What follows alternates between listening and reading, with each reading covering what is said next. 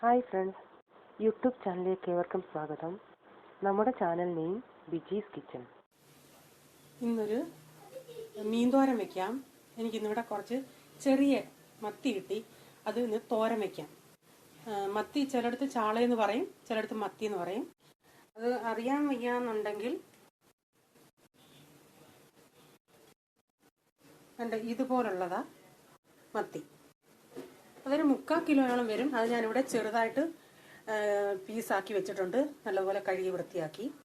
അതിനായിട്ട് നമുക്ക് മീനിൻ്റെ അകത്ത് ഡയറക്റ്റ് ചേർക്കാനായിട്ട് ഞാൻ 2 സവാള എടുത്ത് അതിൽ 1 സവാള ഇങ്ങനെ ചെറുതായിട്ട് അരിഞ്ഞു വെച്ചിട്ടുണ്ട്.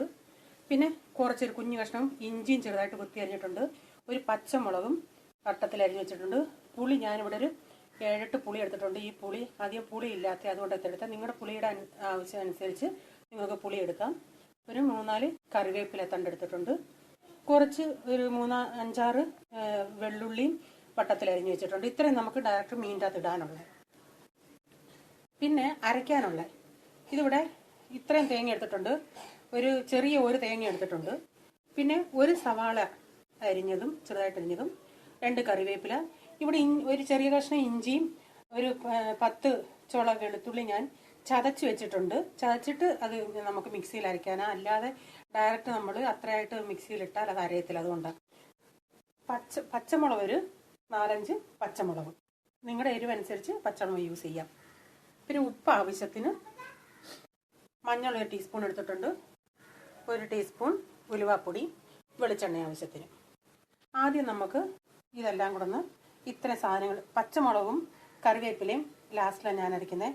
തേങ്ങയും ഉള്ളിയും ഇഞ്ചിയും മഞ്ഞളും കൂടെ അരയ്ക്കാം ആദ്യം. ഇത് ജസ്റ്റ് ഒന്ന് ചതച്ചെടുത്തിട്ടുണ്ട്. ഇനി നമുക്ക് പച്ചമുളകും ആ കറിവേപ്പിലയും കൂടെ ഇട്ട് ഒരു ഗ്രൈൻഡ് ചെയ്ത് ഒറ്റയൊരടി അടിച്ചെടുക്കണം. ഇനി ഈ മീനിൻ്റെ അകത്തോട്ട് നമ്മൾ ഇത് ചേർക്കാനുള്ള ഉള്ളി, അരിഞ്ഞ ഇഞ്ചി, പച്ചമുളക്, പുളി, വെളുത്തുള്ളി, ഇതെല്ലാം കൂടെ കറിവേപ്പില, ഇതെല്ലാം കൂടെ ആ മീനിൻ്റെ അകത്തോട്ട് ഇടുവാണ്.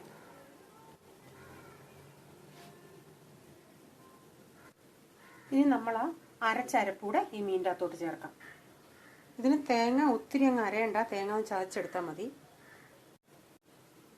എന്നിട്ട് 1 ടീസ്പൂൺ ഉലുവാപ്പൊടി, ആവശ്യത്തിനുള്ള ഉപ്പ്, ഇത് നമുക്ക് കൈ വാഷ് ചെയ്തിട്ട് കൈ കൊണ്ടൊന്ന് മിക്സ് ചെയ്യാം.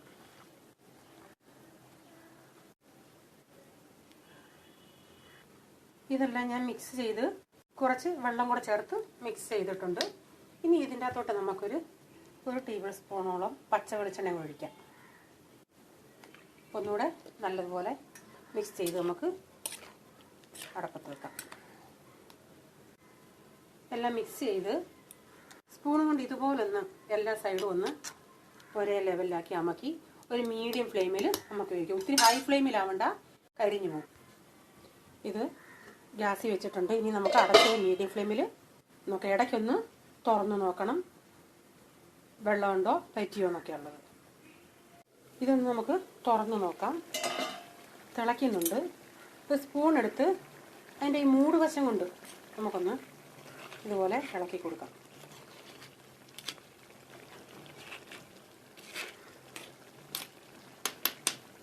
എന്നിട്ട് വീണ്ടും അതുപോലെ പ്രസ് ചെയ്ത് വെക്കാം.